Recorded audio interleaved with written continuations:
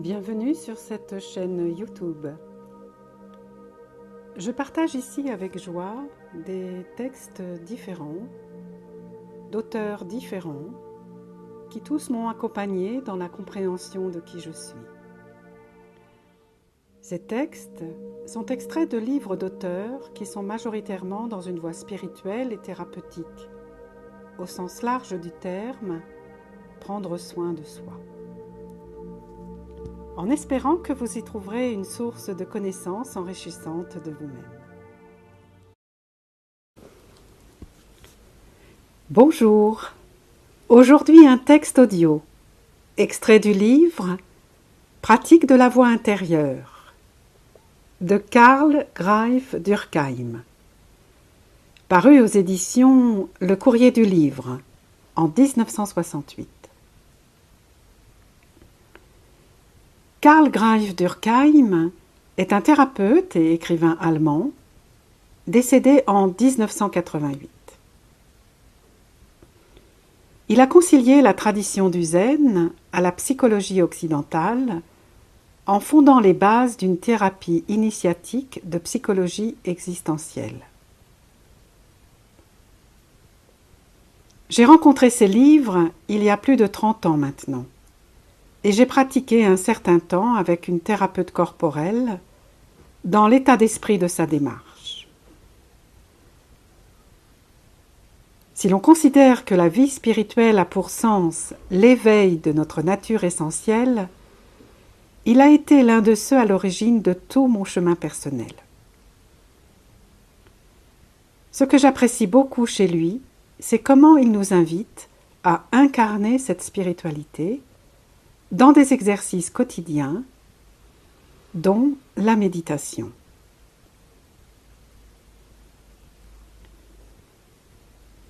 Dans l'extrait que j'ai choisi, Durkheim nous amène à percevoir la présence de deux réalités intérieures. Une première réalité, existentielle, gouvernée par ce que l'on appelle le petit moi-je, ou l'ego, ou aussi la personnalité, ou même la persona selon la psychologie jungienne. Et une deuxième réalité, essentielle, enfouie dans une intériorité non éveillée. C'est en fait notre nature véritable authentique. Jung, par exemple, la nomme le soi. Durkheim évoque bien comment la souffrance intérieure perdure à la non-écoute de l'appel de cette deuxième réalité intérieure.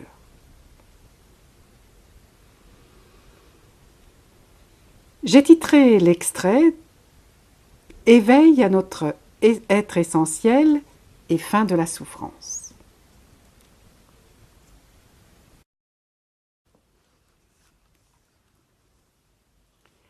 La conscience du « moi-je » brise l'unité de la vie qui est au-delà de l'espace et du temps.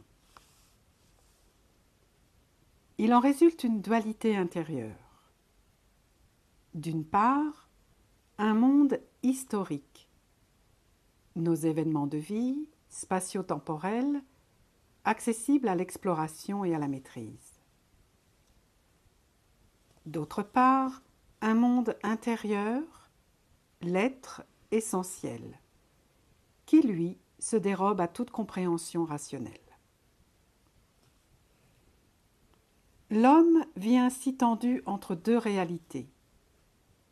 La première, sa réalité existentielle, gouvernée par le petit moi-je.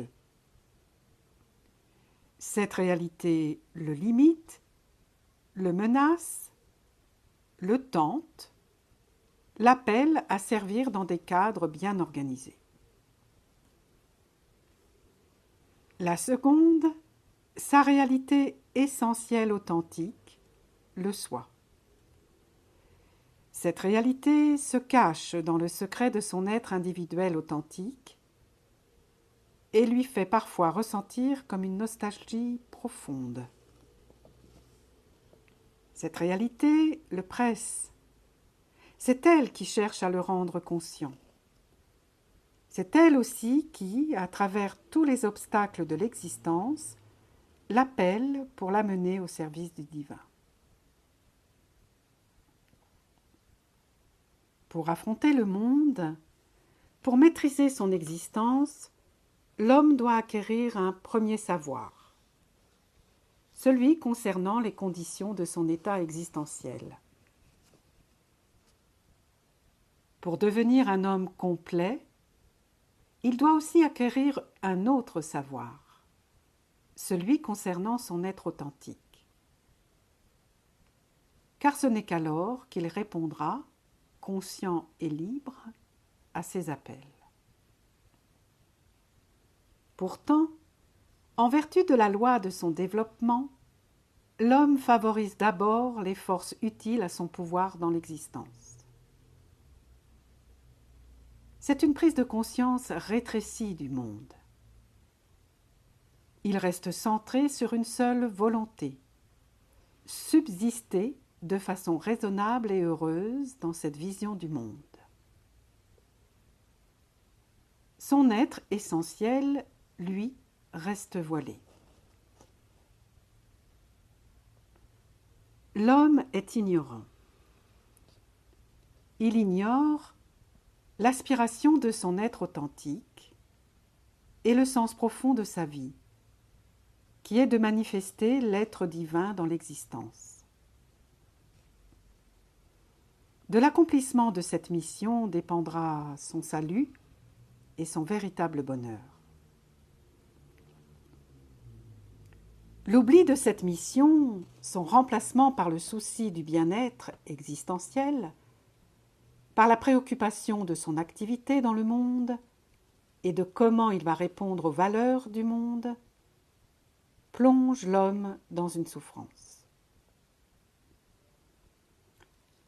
Plus l'homme s'imagine avoir réussi en s'adaptant à maîtriser sa vie extérieure, plus il pense ne rien avoir à se reprocher vis-à-vis du monde, et moins il peut, dans l'immédiat, comprendre la souffrance qui résulte de sa séparation avec son être authentique. Lorsque la souffrance oblige l'homme à regarder enfin vers l'intérieur, à se confronter avec son être, il se rend compte alors qu'elle ne provient pas du monde. Il comprend ce dont il s'agit. Si, à ce moment-là, il ne dévie pas dans un désir de sécurité extérieure, s'il s'ouvre à la voie intérieure, il peut brusquement se rendre compte qu'il s'est manqué dans son être essentiel. Alors, il se rappellera peut-être avoir ressenti à certaines heures quelque chose d'une profondeur inouïe. Il se rappellera peut-être qu'à d'autres moments, une conscience plus élevée l'avait appelé et qu'il n'avait pas obéi. Et ainsi se trouve-t-il devant un choix. S'esquiver de nouveau en étouvant la voix intérieure et demeurer inchangé, ou bien amorcer un renouveau en suivant cet appel qui résonne en lui. Lorsque l'homme s'est ainsi éveillé à l'appel de son être essentiel et ne peut plus échapper à cet appel, il se trouve inévitablement tiraillé par les contradictions entre les besoins, les tâches, les tentations de l'existence et l'appel intérieur. Le monde réclame ses droits sans se soucier de la voie intérieure. L'être réclame les siens sans se soucier des exigences du monde existentiel. Là réside l'origine des tensions entre les deux pôles de notre état d'être humain. Mais notre condition existentielle et notre appartenance à un être essentiel ne sont que les deux pôles d'un seul soi qui tend vers une réalisation. C'est dans ce soi que veut se manifester et se réaliser l'unité de la vie. Ainsi s'agit-il en définitive d'acquérir un état d'être dans lequel l'homme devient de plus en plus obéissant et ouvert à la voie et à la vocation de son être essentiel. Et en même temps, de le manifester au sein de la vie et au sein de son œuvre dans le monde.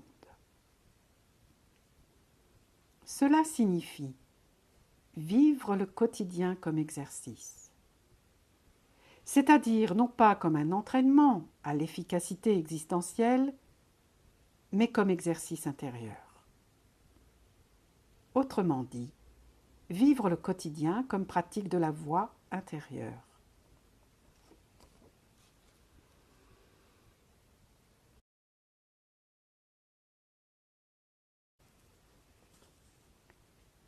J'espère que ce texte audio contribuera à nourrir vos réflexions, qu'il soutiendra votre cheminement de connaissance de vous-même et apportera de nouvelles ouvertures de conscience. N'hésitez pas à consulter le blog où ce texte est retranscrit et à visiter aussi le site pleineConscience75.com pour être informé des modalités des groupes de la voix consciente. Au revoir et à bientôt.